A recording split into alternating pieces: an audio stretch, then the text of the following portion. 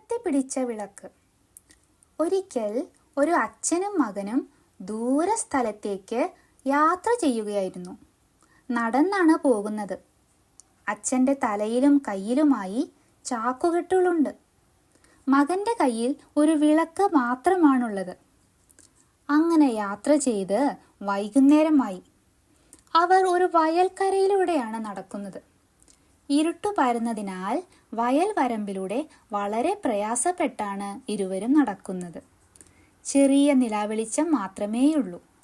ഇത് കണ്ട് അച്ഛൻ പറഞ്ഞു, മോനെ, നീ ആ വിളക്ക് കത്തിക്ക്, വെളിച്ചമില്ല. അച്ഛാ, ഇപ്പോൾ വിളക്ക് കത്തിച്ചാൽ എണ്ണ തീർന്നു പോകും. കുറച്ചുകൂടി ഇങ്ങനെ നടക്കാം, എന്നിട്ട് വിളക്ക് കത്തിക്കാം.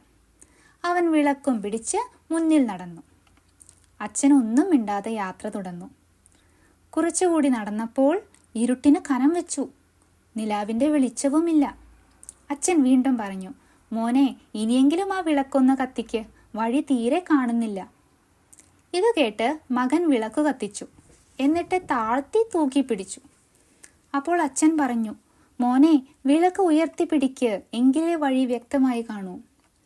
അച്ഛാ, വിളക്ക് ഉയർത്തിപ്പിടിച്ചാൽ കാറ്റത്ത് അണഞ്ഞു പോകും.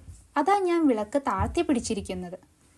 മകൻ പറഞ്ഞത് കേട്ട് അച്ഛൻ ഒന്നും മിണ്ടാതെ തപ്പി തടഞ്ഞു നടന്നു.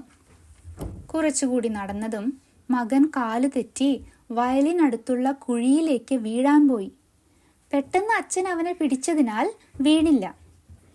ഇനിയെങ്കിലും നീ ആ വിളക്ക് ഒന്ന് ഉയർത്തിപ്പിടിക്ക്, വഴി ശരിക്ക് കാണട്ടെ. അച്ഛൻ അല്പം ദേഷ്യത്തോടെ പറഞ്ഞു. മകൻ വിളക്ക് ഉയർത്തിപ്പിടിച്ചു. അപ്പോഴാണ് അവന് അച്ഛൻ പറഞ്ഞത് ബോധ്യമായത്. ഇപ്പോൾ വിളക്കിൻ്റെ വെട്ടം വീണ് വഴി നന്നായി കാണാൻ പറ്റുന്നുണ്ട്.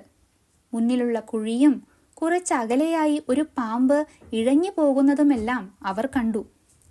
വെളിച്ചം നന്നായി കിട്ടിയതോടെ അവർക്ക് വേഗം നടക്കാനായി. നേരത്തെ തന്നെ വിളക്ക് കത്തിച്ച് ഉയർത്തിപ്പിടിച്ചിരുന്നെങ്കിൽ ബുദ്ധിമുട്ടുകളില്ലാതെ ലക്ഷ്യസ്ഥാനത്ത് എത്താമായിരുന്നു എന്ന് അവന് തോന്നി. നമ്മുടെ ജീവിതത്തിലും ഇതുപോലുള്ള വിളക്കുകളുണ്ട്.